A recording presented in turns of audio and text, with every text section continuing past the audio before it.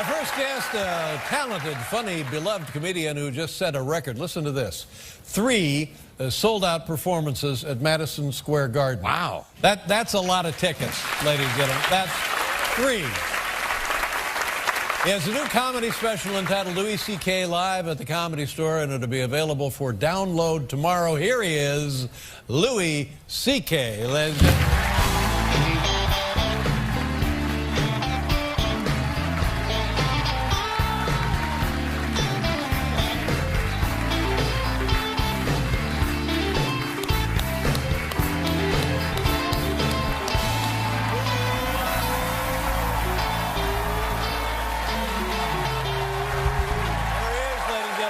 You look great. Thank you. Thanks for the time. Not bad. Good to have you here. I appreciate it. Sorry. They go crazy. Thank you. Thank you. I appreciate you coming out in the storm. How's your family? Is your family all safe and ready to go here? Everybody's okay, yeah. Are the girls looking forward to a big New York City blizzard? Yeah, they're very excited. You know, for us it's bad news, and for them it's great news. Yep, because they get probably 1 or 2 school days off. Probably, yeah. And I try to keep them, you know, ready for I tell them we're probably not going to make it. We're probably all going to die. And then... Really? Yeah. I don't think we're going to make it, girls. That's what I told them.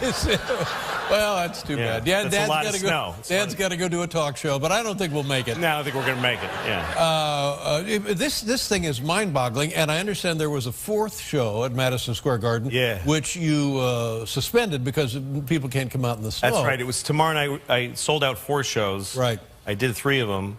And then tomorrow was the next one, but, you know, it's crazy. Come to that. Nobody's going to be here. Well, congratulations. That's one of those things in your career you should be very, very proud of. I am. It was pretty great. Yeah, good for you. Thank you. Now, when you're working an enormous arena like that, how do you create an intimacy that would be conducive to comedy? Yeah, it's funny because, you know, if you go see a concert like a rock band, everybody's going, woo, you know, but that's not appropriate during comedy because you're supposed to just listen. Yes. Politely, you know. So it is a weird feeling that there's 15,000 people and they're just sitting there listening. It's a little unnerving. Well, that's a tremendous piece of power that you have over, and that's a great tribute to you, great respect. Well, it does. For It you. feels good to make them all laugh at the same time. 15,000 people laughing at your jokes. It's kind of an amazing feeling. But also having them sit there looking at you, listening is really great too. But I always see, I've done it 3 times now, and it was the same every time, that they're all laughing, the show's going great. But what I see are, there's at least, in 15,000 people, there's like 1,000 disappointed people. There's like 1,000 people. No. And they're dotted, I see them all. You see them? I see them still today, but during the show, I see them, just guys going like, Yeah. Those are the ones that you really see. Everyone's going, yay, and I'm just, oh, I'm sorry, buddy. That you're reading their disappointment accurately. Absolutely. I'm 100% sure. Well, I'm not sure that's true, but I share the feeling. I know that. Well, hell, I know it here tonight.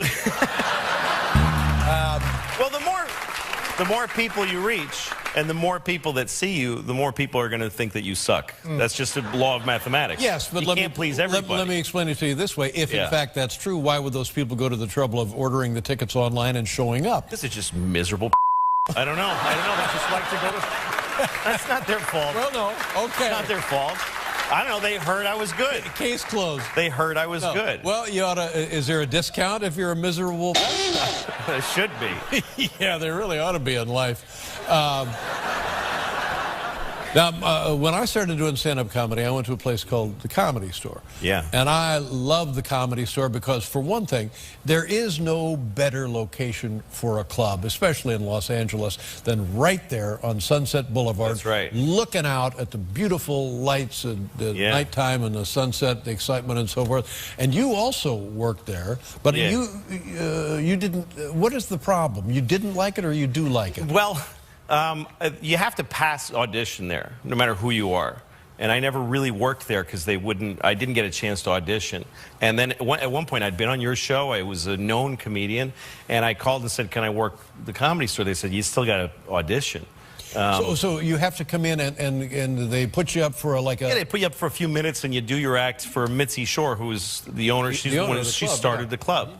And so Mitzi Shore, I came in to audition, and she's sitting in this table directly across from me.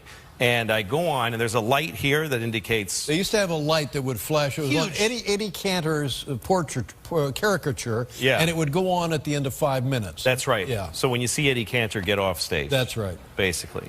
So I go on, and I say, hi, everybody, and I start... I don't think I said hi, everybody, but... Hey, hi, you miserable... What are you doing here? Yeah. I said hello, and I started a joke, and the light went on immediately. And I thought, well, that can't really be it. Yeah, gotta be. So I keep going, and I see Mitzi, and she's going like this. Literally, she's going like pointing and then doing this. Oh, get off. My goodness. And I thought, well, I've been doing this I've already been doing it like 20 years. I was like, I'm not going to get off stage after 10 seconds. No. So I did like 5 minutes. The audience liked me. And then I left, and my manager called, and she said, I hated him. It's terrible. So I wasn't allowed to work there. So did you never went back? I know. No, after a while, like, you know, I mean, I don't know. I don't think she knows who's there all the time now. She's pretty old. She's still there, but I sneak in and I go, I just shot a comedy special there. That's what I'm talking about. And That's I think if she sees it, she's going to be like, that kid doesn't work my club. They didn't belong there. You know what I think this is? I think it's some kind of a misunderstanding.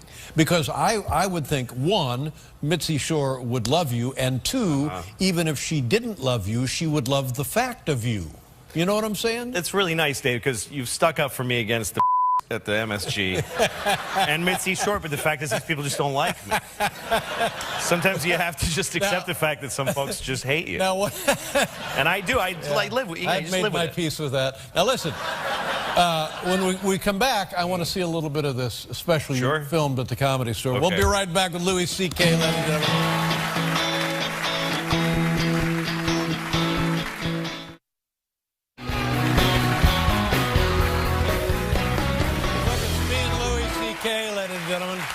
I'm gonna start telling people that I sold out Madison Square Garden, and they're gonna say, "Wow!" And I said, "Yeah, but you know, it was the night of the big blizzard." Before we get to the, tell me about the Super Bowl. What do you care? Do you like? Do you want? Do you know anything? Well, I'm from Boston, so I'm a Patriots fan. Yeah. And, why are they so oily? Well, because they want to win real bad. Yeah. So sometimes you do stuff that's not fair so that you can win. I have no problem with it. I think it's hilarious. Well, it is hilarious. And, why not? It's a stupid football game. I mean, just deflate the balls, poke a guy in the eye or whatever. It's football.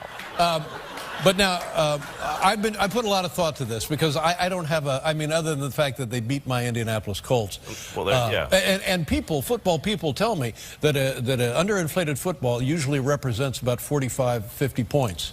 Difference like in a game. That's a stretch. So now I'm hot. Right. Sure. But it was the Tom Brady's at the press conference after the Ravens. Have you heard this story? Yeah, he's talking about his balls and stuff the whole time. No. This is after the Ravens game. Sorry, I don't know.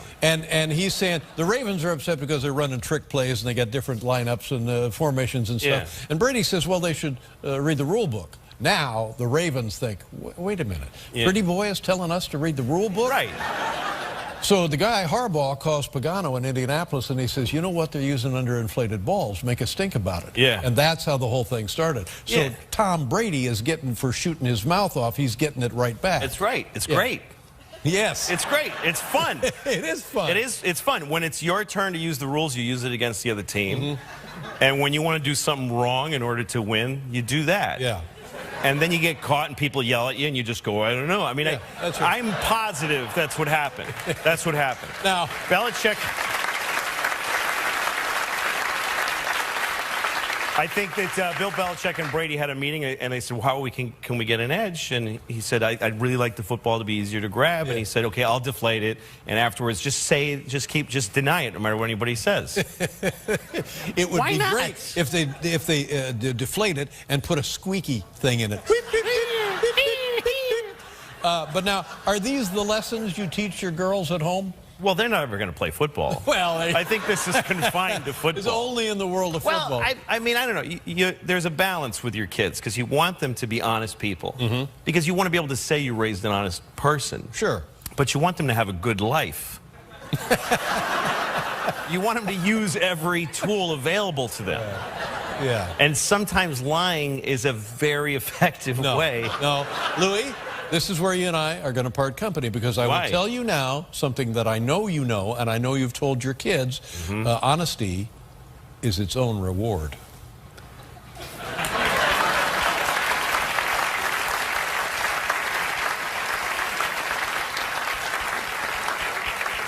I don't think so. I don't think so. But here's the thing to me about lying is that I don't think you should do it, but I get it. That's how I feel about it. I get it. Right. Because kids lie because they're in trouble. You know, if you're in trouble as a kid, it's too much. You can't take it. Yeah, kids don't lie for some weird Machiavellian, they're not like, what my teacher said about you? It's interesting. They're not trying to start something. No. It's because somebody was like, did you take the chocolate? And they're terrified. Yeah.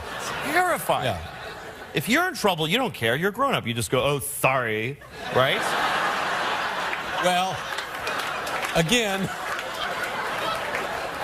I've been in trouble, and that didn't work. And I tried it. I said it just like that. Sorry. Let's look at a clip. Now, this is at the big room in the Comedy Store. That's right, the main room, Yeah, they have a big, beautiful, it's a nice club for comedy generally. Yeah. And here's Louis doing his act. And what else do we need to know about this? It's just about when you have a baby on an airplane and the baby's crying. Okay, it's from the Comedy Store. Last month you filmed this, right? That's right. All right, take a look. Louis C.K. live at the Comedy Store. I remember one time my baby was crying on the plane. She was really upset. And this guy, some businessman on the plane, because businessmen always think that every flight is a private plane of theirs that we're all like piggybacking on. And this guy has this newspaper, and he turns around to look at me and my baby, and he looks right at me. He doesn't kind of like go like this. He looks at me like, Like, could you? Like, oh, I'm sorry. Is this bothering you? Let me just...